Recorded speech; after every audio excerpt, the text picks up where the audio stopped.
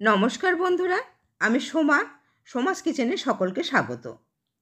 আজকে আপনাদের সাথে ঠাকুরবাড়ির একটা নিরামিষ রান্নার রেসিপি শেয়ার করব, ঝিঙের ঘন্ট। তাহলে চলুন দেখে নেবেন রেসিপিটা। ঝিঙের ঘন্ট বানানোর জন্য এখানে আমি 2 চামচ ঘি দিয়ে দিয়েছি। ঘিটা গলে গেছে। এবার এর মধ্যে দিয়ে দেবো তেজপাতা, 1/4 চামচ গোটা জিরে আর 1/4 চামচ হিং। একটুখানি ফোড়নটা ভেজে নেব।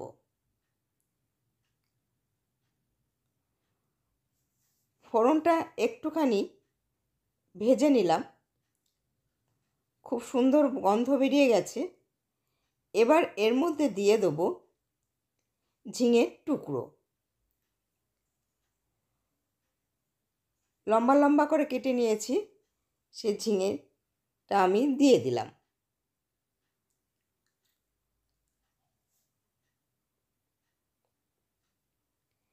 একটুখানি ভেজে নেব।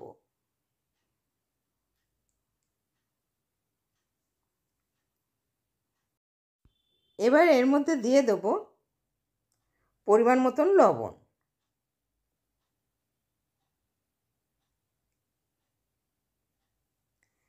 আবারও একটুখানি ভেজে নেব।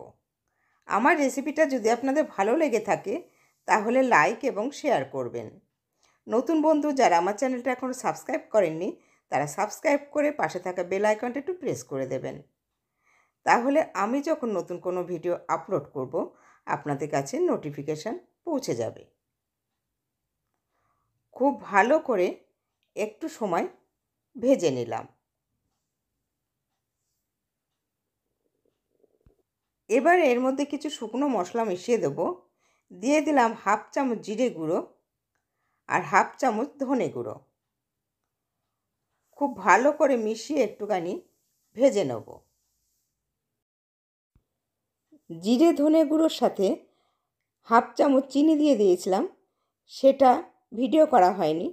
এবার এর মধ্যে দিয়ে দিলাম জাল দিয়ে রাখা 1 কাপ ঠান্ডা দুধ।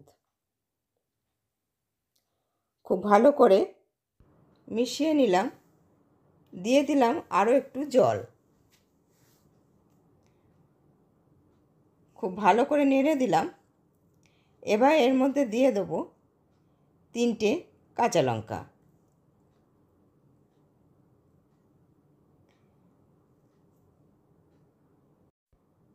ঝিঙেটা সিদ্ধ হওয়ার জন্য 7-8 মিনিট আমি রান্না করে নেব।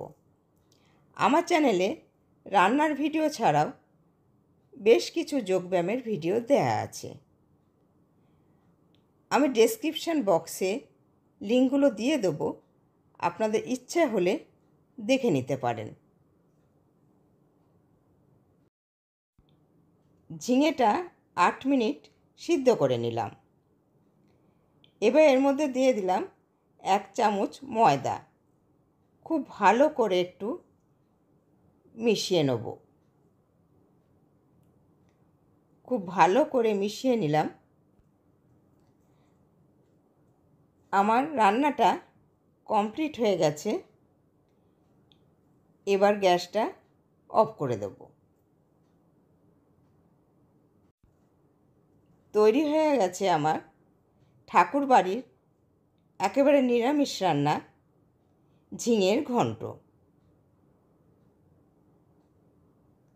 আপনারাও বাড়িতে ট্রাই করে আমাকে জানাবেন কেমন হয়েছে। আজ এই পর্যন্তই। আবার দেখা হবে নতুন ভিডিওর সাথে। সকলেই ভালো থাকবেন। ধন্যবাদ।